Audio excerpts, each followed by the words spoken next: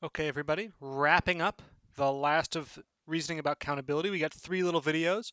This is a short abstract video on just how we can use functions to compute relative cardinalities of 2 sets. The next video will be a video about countability, and the video after that will be a video about uncountability, showing that something can't be counted, which is a wild idea. I'm so excited to get to share it with you. This video is going to be really short. I just want to give a quick intuition at an abstract level of how we're going to use functions in the next 2 videos. So the idea, if we're just going to dive right in, is that functions between sets let us get an idea of relative cardinality. Right? So what do I mean by that? Suppose we have, A, B are sets. That's not how you spell the word sets. They're sets. Right? The cardinality of A and the cardinality of B. What's the relationship? Greater than, equals, less than or equal to? How do we know? Right? How do you find this information out? So if they're finite, it's easy to know, right? Because you just compute it, right? Right, the cardinality of A, cardinality of B are just going to be natural numbers. Infinite? Ooh. Huh. Tricky. Okay, so what do you do here? The key idea, due again to Georg Cantor. You might think the last name, like, oh, how fitting that somebody with the last name Cantor is coming up with things thinking about counting, but that name actually means singer, not counter. It's kind of disappointing, maybe. So Georg Cantor came up with the idea that, well, what we can do is use functions to show that they're in correspondence, right? Let's say we have a function f from A to B. On its own, that doesn't really tell us anything about the relative sizes of the sets. Here's a function from bools to nats. F of true equals 0, f of f of false equals 1. Like, okay, it doesn't really tell us much, right?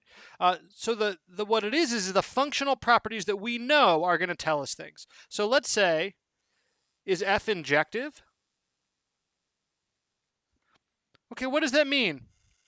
For every A1, A2 in A, f of A1 equals f of A2, that implies that A1 equals A2.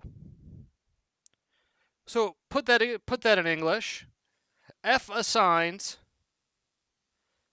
distinct elements of B to each element of A.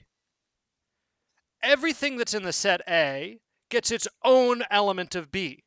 So, that tells us something really important. That means, look, there have to be at least as many B's as there are A's, right? To have an element of B for each element of A, there need to be at least cardinality of A many B's. Okay, interesting. So an injective function from one set to another, A to B, shows that the cardinality of A is less than or equal to the cardinality of B. Okay, interesting. What if F is surjective?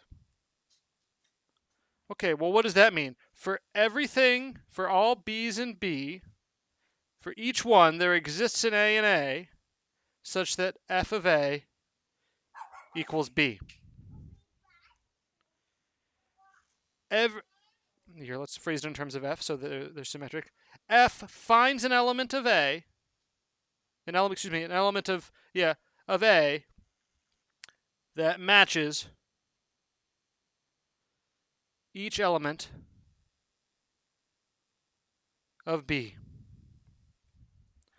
Which is to say, phrase it another way, every element of B has at least one corresponding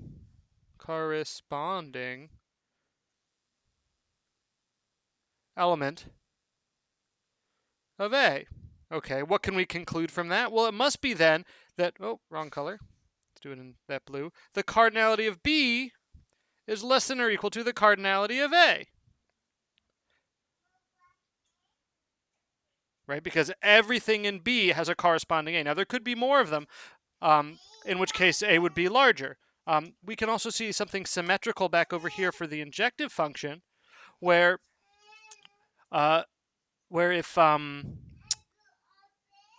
there could be more B's that just are never hit by this function f, and that's just fine. Okay, lastly, what if f is bijective?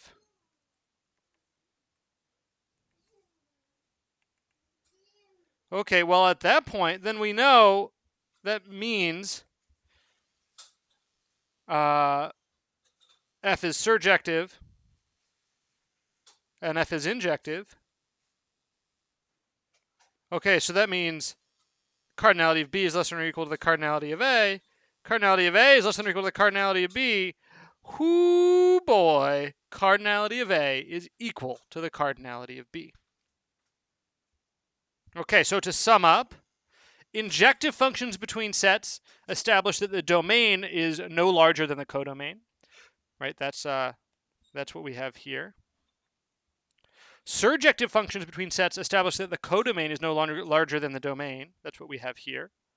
And bijective functions establish that the cardinality of the two, the domain and the codomain, are equal. Right? They're the same size.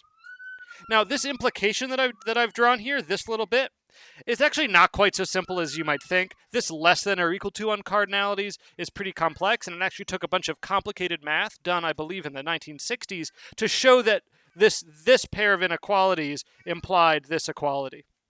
That doesn't really bother us here. I'm just trying to create the intuition in your mind. In the next video, I'm going to show you a bunch of proofs of countability, which is going to amount to showing us that different sets have different relative sizes. Okay, cool. I hope you enjoy this topic as much as I do. Cardinality and diagonalization and countability and uncountability, the topics we're about to cover, are some of my absolute favorite in logic, math, and computer science. So I am pretty stoked. Hope you're having fun, everybody.